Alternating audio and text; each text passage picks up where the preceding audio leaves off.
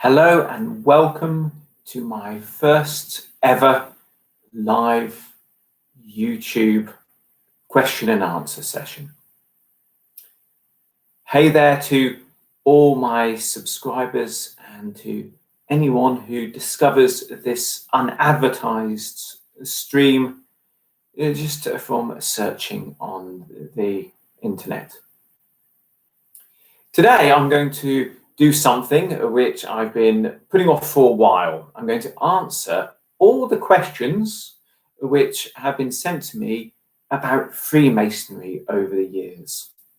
It's actually quite surprising how often I get asked the very same things, and I've been meaning to make a video just covering everything, but never have really got around to it. So I thought, right, let's try out this live streaming. Let's get the list of all the questions which are asked to me most often, and let's give anyone who's watching a chance to ask any sensible questions. So let's look at the most common questions. Kitty's put these in order of occurrence for me. So the most common question ever asked on the channel about Freemasonry is simply, why are you a Freemason? I can imagine sometimes this has a bit more to it, one way or the other.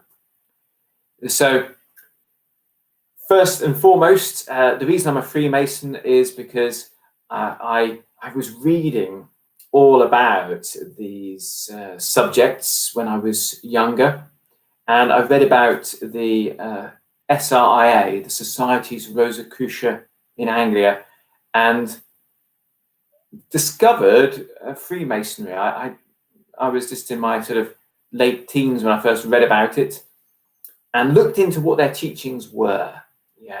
And was quite inspired as this group of people working and cultivating virtue, this ancient tradition being handed down. Many years later, yes, two of my friends, they were Freemasons, and they asked whether I'd considered joining.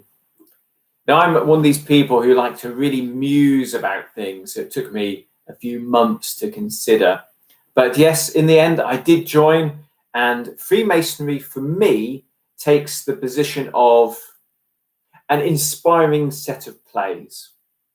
So that's the important thing. It's like if you watch a television show or a really good film and you think, wow, that's good. That's the position that Freemasonry takes in my life. That's the and I enjoy the social aspect as well. So it's inspirational and it's social. Hello, William. Wonderful to see you. And Friar Pezzle, brilliant. Actually, there's many names here that I recognize. Robin. Good to see so many people appearing on this stream that had no advertising at all. So what's the second most common Masonic question we get? Is Freemasonry compatible with hermeticism? Yes, it most certainly is. Freemasonry is about cultivating virtue, being a good person. And this is very much part of Hermetic training. But please be clear, it's not needed for Hermeticism. Hermeticism is a very noble, ambitious, high-up skill. Freemasonry is more of a society of people who want to be good people. So the Hermeticism, if this is your calling, this should be your main dedication, and Freemasonry could be there as a sort of social thing or a light inspiration, but it's not really something I'd recommend for Hermetic training, if you get my drift. They worked well together, but it's not anything that's going to add much. Well, this is an interesting one. Where did the Masonic symbol of the all-seeing eye come from? You'll get lots of people answer this in funny ways. The truth is, it's a Christian symbol.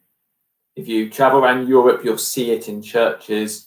It's from Matthew 6:22, which states that the light of the body is the eye, and therefore let the eye be single, and the whole body will be filled with light. And that's saying, if you have one brilliant goal, which of course in the sense of Christianity should be your spiritual goal, this will really light things up for you. And there's many other meanings, but this is where the all-seeing eye comes from. Be reassured, people asking questions, I will get to them once I've got through Kitty's list. Does Freemasonry come from ancient Egypt? No, it doesn't. You'll hear some people claim this, and often there's a motive behind this, but the rituals of Freemasonry have very Christian morality and symbolism. And if you look at ancient Egypt, they had different symbols they enjoyed and different morality they held. For example, in ancient Egypt, spitting was seen as a magical action. It was kind of like our waving a magic wand. You'd see nothing like that in Freemasonry. Freemasonry probably evolved from Christian builders in Scotland wanting to improve themselves morally, and it's a good way for illiterate builders to keep to a rule, you know, so they memorize what they're meant to be doing. And we can actually see it develop. So this is a time where no one knew hieroglyphs, you know. You can see it develop. The rituals start off very small and they grow from the manuscripts you can find. So it's probably from Scotland rather than anything else. There may well be an Egyptian influence through a Hermetic influence that comes in later on. You most certainly see Freemasonry start to get influences from Renaissance thinking. Okay, the next one. Well, this is quite similar to one of the former. Where did the Masonic symbol of the square and compasses come from? Once again, it's Christian, but it's also Enlightenment. You can see God, this King James, opened his compasses across on the earth. You can see pictures of this. So it's kind of an expression of God's will. You can see there were memory books or emblem books that had a compass as a symbol of just keeping yourself in due bounds, don't overstep yourself. It's an alchemical symbol. One foot stays still, the other one moves. It's a yin yang kind of thing. So that's probably where that symbol came from. Okay, next question here. But please let me be clear that Freemasonry does take these symbols and it does put its own spin on it. You know, using the builder analogy, it does sort of give its own angle. Oh, this is a fun one. So this is the final one from my list from Kitty. This is of the most common Masonic questions we ever get asked via comments or messages on the channel. How do you know that Freemasonry is not being controlled by a secret Illuminati? So this is the idea that there would be a set of overlords which are secretly ruling over Freemasonry, and they use the organization, yeah, that kind of stuff. Yes, that's certainly not true.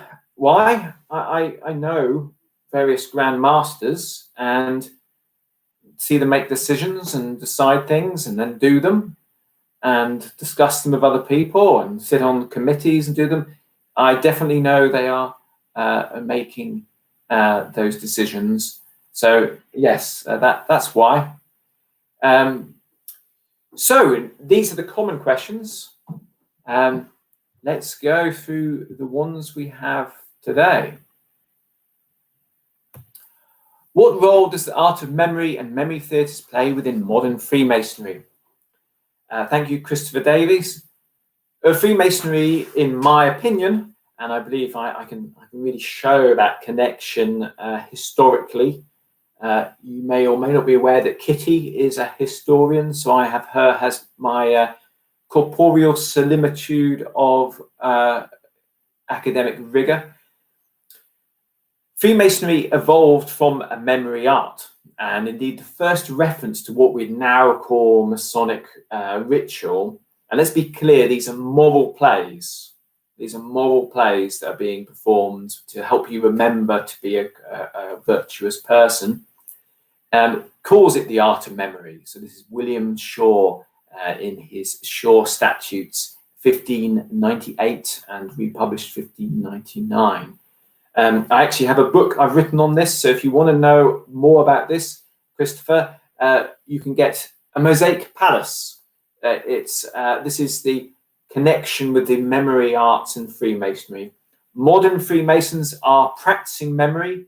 Most Freemasons have 3 hours of Masonic ritual memorized, word perfect. I mean, it really is impressive. They know the locations and the floor work and everything to perform these beautiful inspirational plays.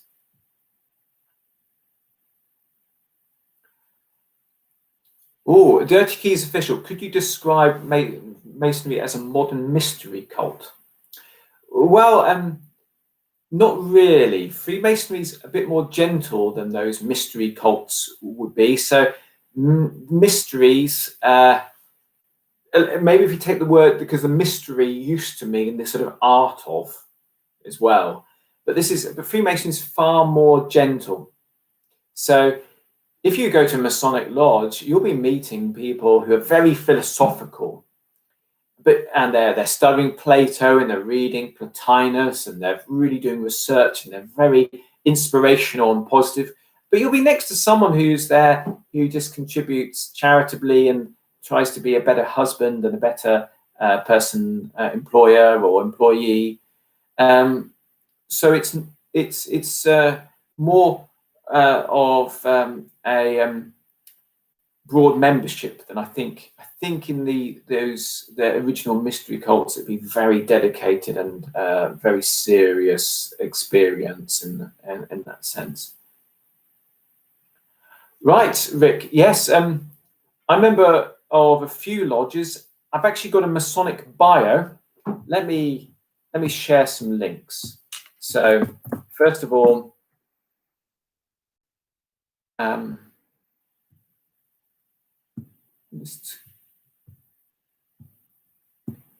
okay, so here's a link that will show me my apron and tell you all about Masonic membership. And let me also, anyone who's interested in the art of memory, you don't have to be interested in Freemasonry. This sort of shows the art of memory and its development and the history and so on. I'm going to share a link here as well. I hope that's okay. Right, allied degrees. It takes a lot for me to join things. So Freemasonry, as I said, is an inspirational thing for me, but my focus really is on hermetic practice. So you meet people who are going to these things all the time and everything, and I'm not like that. So for me, it's quality, not quantity. So this is a bit of Mason speak. I remember the Royal Arch. I remember the Mark degree, but not really very active. And I'm a member of SRIA. Silky Sullivan, lovely to see you here. Yes, so the cult of Mithras is not related to Freemasonry, or not that we know. Strange, though, is if you look how humans tend to have similar ideas. The cult of Mithras was quite similar in the sense that all people could join. So you could be a soldier, you could be a nobleman, you could be the most lowly person, you could all be in the room together. There were 7 degrees in the cult of Mithras. With all interesting, exciting names. But it fell out of fashion, when when the Romans, this is a Roman brotherhood, when the Romans went to war with Persia, suddenly a society based on a Persian sun god wasn't so exciting. Okay, so we're coming to some questions where these are on the, the edge of my awareness. So Rick Talks is asking about the apprentice pillar and the story. This is a story that's based around Roslin Chapel. Beautiful place, Roslin Chapel. That's a good example of freestone work. And this story is about a teacher who was training a young apprentice stonemason and went away. And while he was away, his apprentice carved this most beautiful pillar in Roslin Chapel. This is in Scotland. And the tale is that when the master mason got back, he lost control. It was so beautiful what his apprentice had produced. Rather than being proud of it, he gave in to some terrible nature and he murdered the apprentice. That's a story from Roslin Chapel. No one really knows if it's true, but do have a look at that apprentice pillar. It is beautiful and well worth having a look at.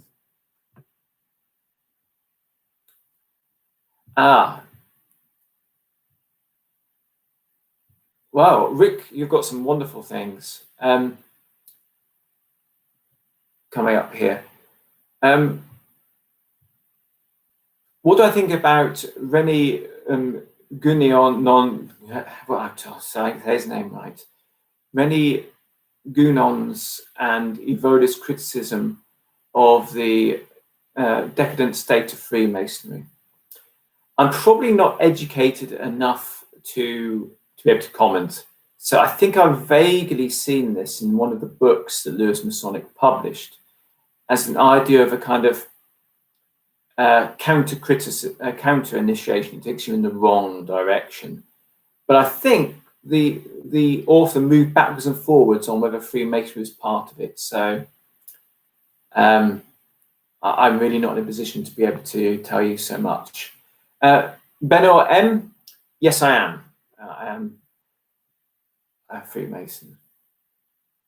Okay, so Rick, yes, so the volume of the sacred law, in societies, it became a common thing to swear on something sacred. You can see this in the medieval times. They used to actually use objects, which were things like, so if a king was to take an oath, he would put his hand on something like a relic or a Bible. And actually, the more holy, the more serious. So in Freemasonry, there was a tradition that came from when it was Christian. Freemasonry is now de-Christianized, so everyone can join. You will choose a Bible or a book if you're of a different faith, or maybe many people of this channel would choose the Corpus Hermeticum to take a vow on something that you hold as a true reflection. All right, so now Rick's asking, this is going to a bit of Masonic symbolism in the lodge and stuff. I think we're not going to have quite time for that, but I can recommend, if you want to know about the 3 lesser lights and some of the symbolism in a lodge. But it's best not to talk about these things to people who might want to be Masons. It's a bit like giving away some of the plot for a film they're about to watch or a book they're going to read.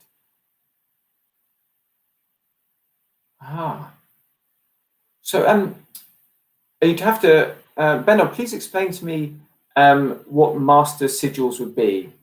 So would this be a very powerful symbol that you could use or something like that?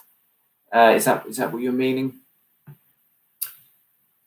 Yes, Shining Sage, thank you very much for that suggestion. Check out the Lewis Masonic channel. If someone could share a link to that here, that would be wonderful.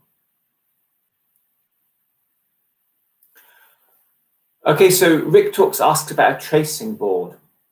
So if you go back into the medieval times, late medieval times, be careful, the historian's just in the other room, and the Renaissance, there was a practice of using what they called emblems as beautiful symbols for contemplation.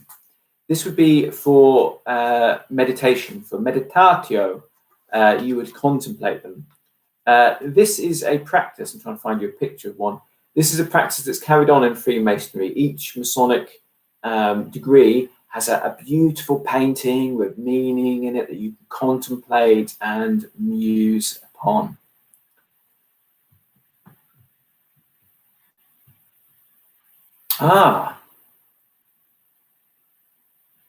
So we've got a couple of questions. One is about the oaths. Yes, some people misunderstand the Bible a bit. There's a bit where Jesus says, don't take oaths. And they say, well, Masons are taking oaths, that's not Christian.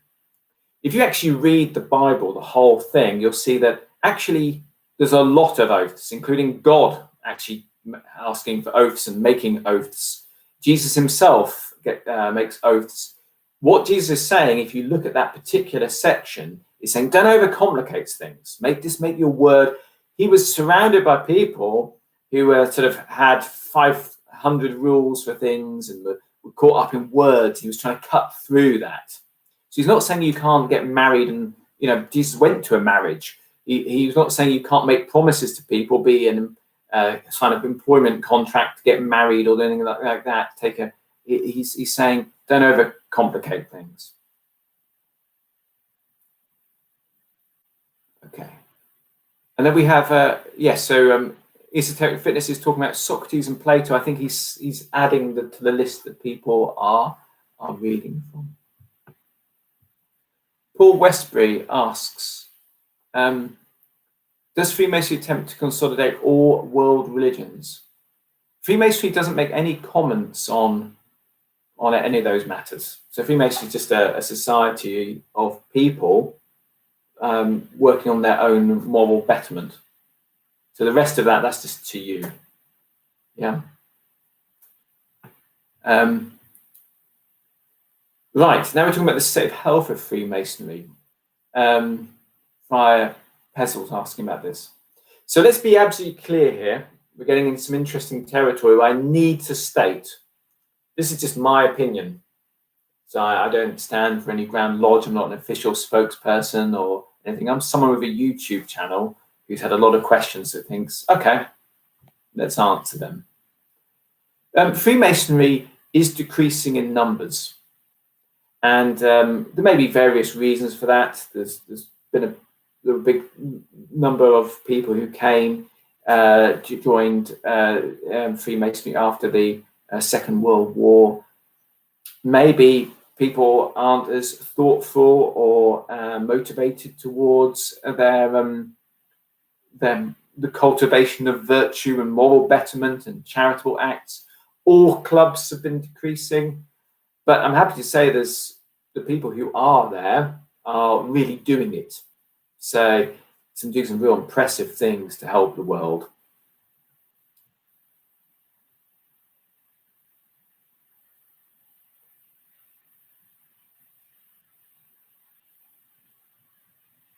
Oh, in its current form. I think probably Freemasonry in its current form, as in the actual rituals we've got, and again, this is just, I reckon probably sometime in the late 1600s, I reckon this was probably put into its current form. 1717 is when the Grand Lodge of England was formed, but obviously there was an existence sort of organization. But the rituals themselves, I mean, we have hints of this from the Edinburgh House documents. There are lodges, Masonic lodges in Scotland. They've got minutes going back 400 years. So they're a lot older, but the form has been changing. They start off as stonemasons, so what people have been doing changes. Oh, Paul Westbury says, Manipur attempts to combine ideas quite a bit. Yes, Manipur is an author. He's not, he's just a person who enjoys those very deep subjects. He's a wonderful author. But please don't take any writings of a Masonic author to be official Masonic canon or opinion. It's just it's just their opinion. Okay, Tozen 444 says, are all Masonic lodges in the world in agreement with principles and morals? I think you should be aware that there are a lot of organizations which are quasi-Masonic, so be really careful. Go to the United Grand Lodge of England's website, have a look and see the recognition, this kind of thing. There are many different people who sort of use the same kind of symbols, and there's even some kind of bogus organizations, so do be careful.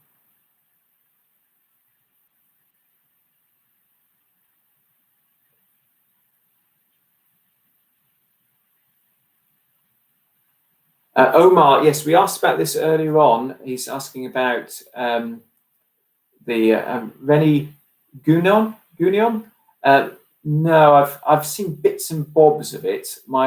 I seem to remember that he changed his opinion a little bit as time went on, and so it was a kind of it's not something I know very well. What is what needs to be done to increase Masonic membership? That's an interesting question. I think actually Freemasonry needs to appeal to more thoughtful people. I think the benefits of memorization and learning these morals is quite good. I think in a time where we're experiencing some tests, I think unity and allies and friends are a good thing. So I think expressing the benefits. But I think actually going out and trying to increase numbers is probably not the ideal approach.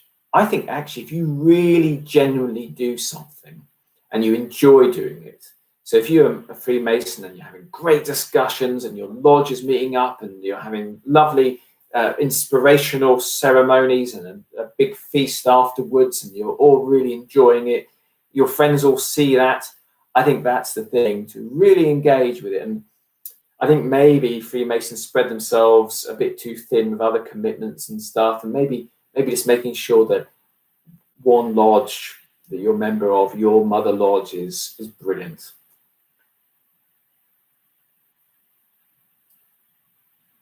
Omar, no, Freemasonry most certainly couldn't be categorized as left-hand path. Freemasonry is completely focused on that person cultivating the goodness within themselves and helping the world. So it's like virtue inside, charity outside, trying to be the best person for everyone you meet, trying to make sure that you have the best effect when you're here. Christopher asked about the Scottish Rite. So this isn't something I know too much about. In America, there's a system whereby after you've learnt your initial 3 degrees of Freemasonry, you can join the York or Scottish Rite. In England, it's not like that, or in Scotland, you can join other Masonic organisations as you like. And what the Americans call Scottish Rite is called Rose Choir. This is a beautifully performed, colourful set of degrees that teach you about other forms of teachings. That's really what the Scottish Rite is. It's almost like a dictionary of the different forms of practice that are out there. So I think we've more or less come to the end of our questions. Has anyone else got anything else to ask before I go?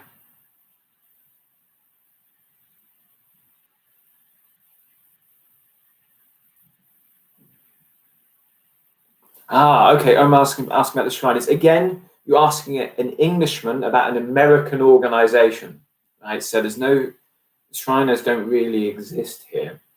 So my understanding is that the Shriners were founded as a fun degree whereby you could join, and I think the prohibition law said you couldn't drink. You couldn't drink unless you're a member of a club.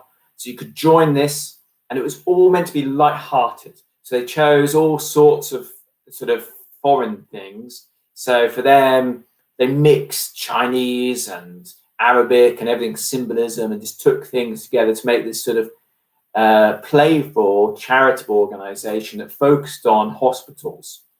So that's kind of why it came about. Yes, this is the origin. So that's why you see all sorts of things in there. I don't believe that the actual practices they have, these sort of ceremonies, are particularly sort of designed based on anything real or very deep. It really is sort of like, as far as I know, a joyful thing, and they do all sorts of things to show that they don't take themselves too seriously there. Now, it's something that to English taste seems very different. Freemasonry here is very solemn, very focused, very philosophical. So the Shriners seem very foreign and strange to us, this sort of playfulness and so on. And though some may see this as undignified, one thing that is dignified is giving healthcare to children who couldn't get it anywhere else. So we can only stand in awe at those who are giving their money and time to help others.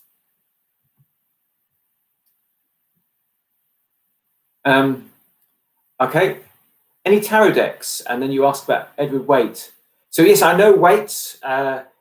These kind of Victorian authors that write about Freemasonry, they're wonderful, aren't they? They did so much in researching things. Now, I prefer their works on other subjects closer to my heart than things like hermetic writings. And yes, that tarot deck he produces wonderful, and he did sneak a few Masonic symbols in there.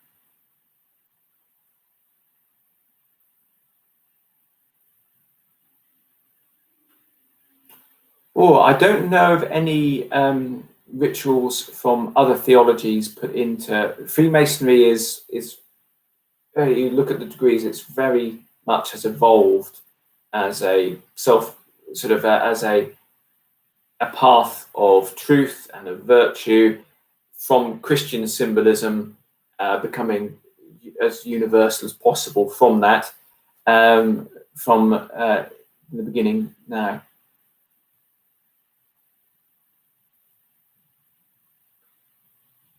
Yes, so this next question is about, is it say that possible to say there's different ideologies? So the United Grand Lodge of England, of course, the first Grand Lodge. This is the original Freemasonry, which is based on universal morals, the religion on which all men would agree, as it said. There are some respectable organizations who have taken things in a different direction. There are some, for example, in this, from France, there's a kind of a humanist, more focused on people, taking some of that sort of focus on needing a belief in a supreme being going. I've looked at them, and quite interesting enough, you have these big differences, but kindness and the good intentions does seem quite the same. Okay, so the process of joining Freemasonry, I'm going to share a book for you. If anyone here is interested in being a Freemason, you're looking to be invited in England more often than not, but ask the people that you know who are Freemasons. They're really going to want to have known you for a couple of years, and that so they can vouch for you. Here we are. I'm going to share a book. So You Want to Be a Freemason by Julian Rees. It's a wonderful book for anyone who's thinking about this. Yes, Fire Pezzle, I think this is a one-off in the sense that it's focused on Freemasonry. I think some other subjects are very interesting, or even live streams for things are actually going on, showing you something. So anyway, Tozen 444, once you are proposed and seconded by 2 Freemasons, the lodge will vote on whether you should be a member. You can't have any criminal record, and you need to be of good repute, and you need to be joining for the right motives. You need to be joining because you want to render yourself more extensively serviceable to your fellow creatures. You want to be here to help, so on.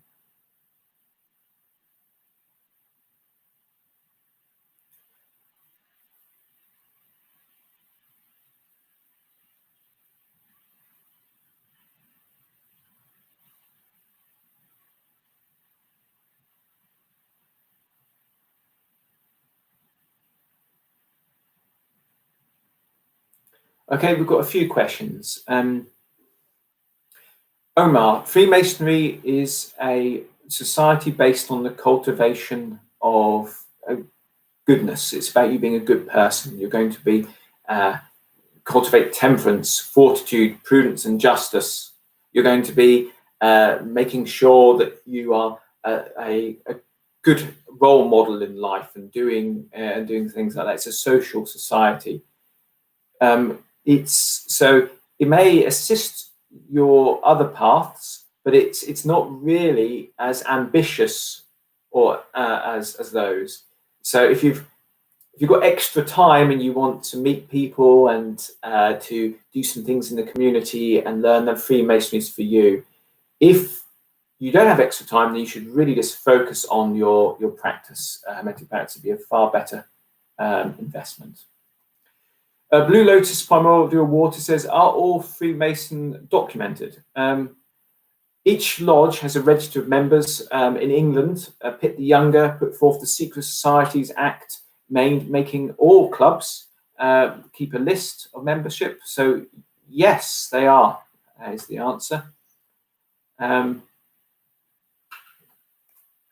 Soivik, I don't know this term. Tessellated. It's not something I've come across. It's certainly nothing I've seen in the medieval or Renaissance art of memory. And you asked about Akashic information. This would be a different book. If you want to go into higher memory, so not talking about Freemasonry, it's not about virtues, then you're looking at the Hermetic art of memory. That's where you're going to be going into higher possibilities. I don't want to go into too much here because it will add confusion to the conversation. But here we are, the Hermetic art of memory. This is a translation of a whole manual. This is from the 16th century Scotland. This is Giordano Bruno's student. He's writing about this. Oh, the tessellated floor. No, there is this mosaic floor. It came into Freemasonry from pictures, probably.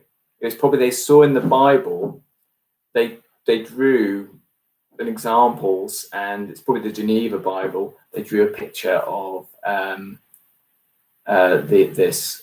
So they looked at that. That's why it's called a mosaic after Moses. And the Freemasons kind of copied what they saw in the Bibles in the time. A lot of Freemasonry is what people saw at the time.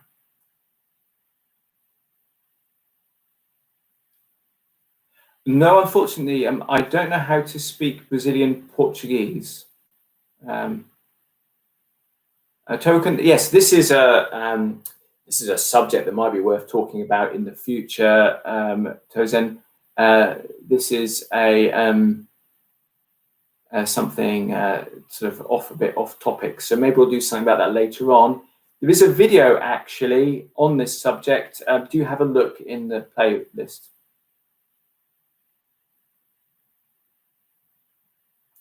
Okay, so next question from Nova line through.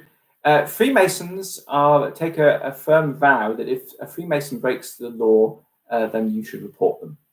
So that's be absolutely clear. There's your question is if Mason does something wrong, is that going to be that then the Masons in the group they're going to shed a tear over this man who's obviously failed, but they're going to report him to the correct authorities. This is what the ritual says. This is what the vow is.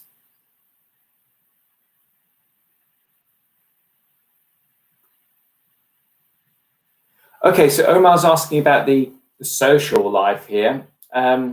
It's a lovely thing, actually. So for me, I'm actually very ascetic. I like to my meditation. I like to sit out in the country and so on. For me, I'm very, very interested in physical exercise and everything. Not everyone in Freemasonry is like that. So often you'll be meeting people of very different character, and it is a wonderful experience. You can be sitting next to a lord or a marquess or a bin man, and everyone's equal. It's a really nice thing. And you will find a lot of these people are very wise in different ways. And that's a good combination. You've got someone who knows all the ancient philosophy, and someone who's an old farmer. So it's a real wonderful thing. So I very much enjoy the social side. I don't go to many meetings. I kind of keep things in balance. So my lodge meets 4 times a year, just to give that example.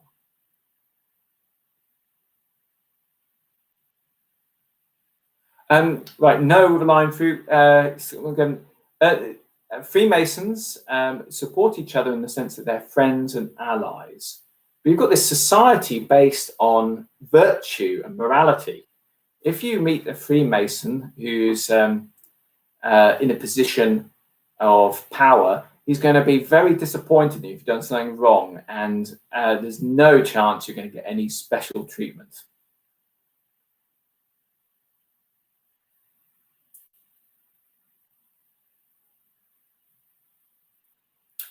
Yes, so Niccolo Aurelius, he asks about this. Be aware that people interpret the Masonic rituals a bit like an ink blot test. So how you interpret them is down to you. So yes, there's a lot of symbolism about enlightenment, and it's really up to you how much you judge this. Okay, no with a line through it. A couple of other questions. Freemasonry is evolved from, again, in my opinion, and all the evidence shows this, evolved from Christian Scottish stonemasons, and was later de-Christianized so people can all join. And they use the term the great architect. So you can choose to pray together. So you can be Jewish or Christian or Muslim and still be in the same room. So that's how it works. Yes. So Nikong and some of these kind of things. Once again, Tosin, it's lovely to see you here. But these are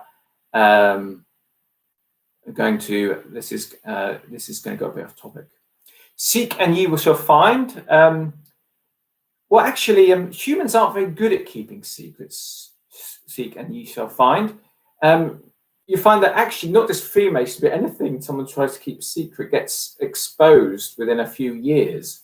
And have a look. Freemasonry is no exception. The truth is that you've got records and people writing things down, everything since very early times. So it's really. We really can see the line of evolution historically, and these documents are viewable by anyone, so you can clearly see. So Eddie Driftwood. No, sorry, I haven't read that book. Albert Pike, Morals and Dogma. This Albert Pike's an American author, a very popular one. He's very interested in comparative religion, I haven't read Morals and Dogma, probably more popular in America. But yeah, you said like. Not quite sure what you mean or what that's about.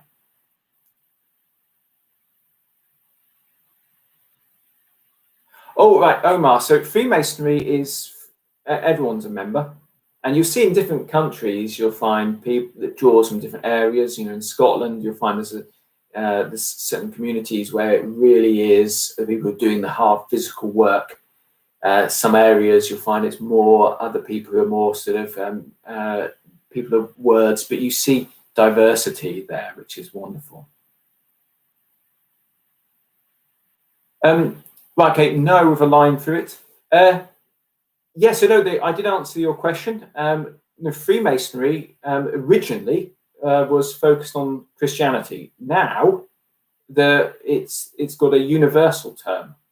So if you're, it's down to you who you choose for who your supreme being is. You know, maybe you might be a Zoroastrian. There's certainly no connection historically or in rituals or anything with what the character is saying, Baal or Baphomet. No, I think it's some of these funny things that go around. Okay, what's the difference between blue and red lodges? So blue is this. These are the three main degrees which are teaching you morality and virtue, and it's kind of like about learning to be restrained and control yourself, and then learning to be good and kind, and then learning to value your time while you're here, so that you say the right things, do the right things, do the best you can. And then there are other things you can join after that. And this is, again, American terminology. We call it the Royal Arch. And that's more inspirational and about high aspirations in life. Tozen 444. Yes, every country has its own Grand Lodge, and within small areas there's a provincial Grand Lodge.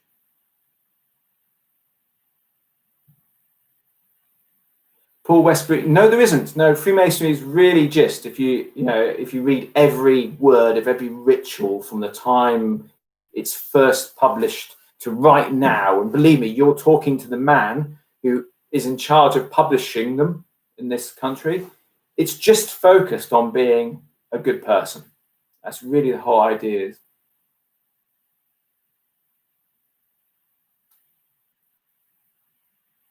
Yes, Omar, I think obviously this channel is far more focused on other subjects, and it is just one that I've been thinking I better answer these questions. So Tozen, it's really about your personal development. So there's a memorization work. Tozen is asking, what do you need to do to progress in Freemasonry? Remember, the progressing in Freemasonry is like progressing through a book. It's tales of things, and it's roles. So you do need to remember things. You need to memorize ritual and be asked the questions. And this actually came from, at the time when Freemasonry evolved, in churches, they'd use catechismic questions and answers as a means to teach. So I ask you a question, you answer. In Freemasonry, they do the same. And indeed, we read in the very early exposés, those who snuck into Masonic rituals and had a look, when they came out, they were a bit disappointed. One of the very earliest ones to say, well, it's a bit like Sunday school, really. So that's a bit like that. Okay, wonderful. So we've been here for almost an hour now. I think this has been a wonderful session. It's been lovely meeting everyone and being able to talk about this. And now I can tick this off my list. I've finally answered all the Masonic questions that I've had over the years here. Oh, Max Ben Savage. Actually, this has already been answered earlier on, Max. So, yes, Freemasonry most certainly didn't evolve from Egypt. The morals of it are very different than Egyptian morals. The symbols are very different than those. The whole ritual of it would be very strange. It evolved at a time we didn't even know hieroglyphs. It certainly evolved from, in my opinion, again, you can have a look at my book, from stonemasons, Christian stonemasons. Seeking You Shall Find is saying is saying that Lucifer is the Grand Master. That's certainly not true. This is just, you get these crazy people who, if they make up stories about things they don't know, so they can't see what's going on, so they worry about it and come up with stuff like that. So yes, no, there's no mention of any negative entities, whether it be Lucifer or the devil. It's nothing to do with any of it. It's just one of these things. The same thing, you know, people used to say the same stuff about certain religions and stuff. You get these people who are sort of picking on people and making up stories.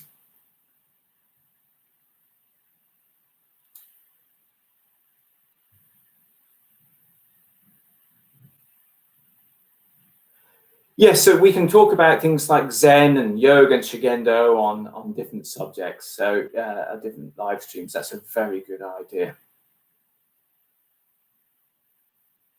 And how to schedule in practice and so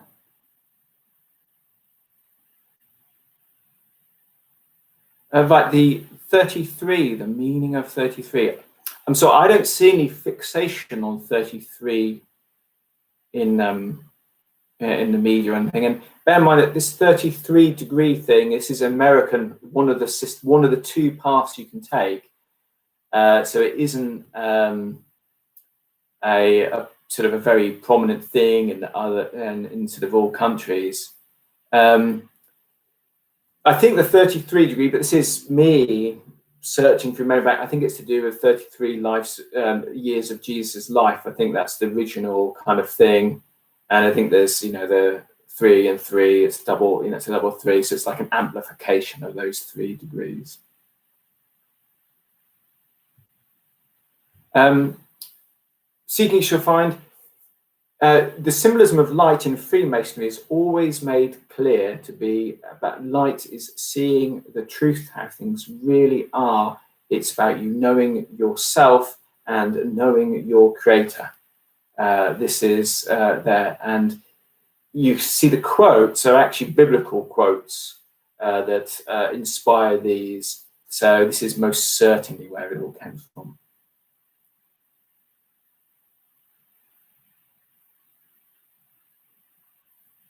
Omar, yes, well, you know, imagine this organization that's been here for hundreds of years in different countries. They've all got their own different sort of ways of doing things and so on. That's what makes it beautiful. The Freemasons, this is an interesting question. I did say I was going to end here, but I'll on this. Basically, the Freemasons chose Solomon as their first builder. Why? Because the earlier building in the Bible, the Tower of Babel, of course, was made of brick. And of course, for a Scottish stonemason, there would be that's a far too shoddy material. So I think that's probably why they chose Solomon and so on.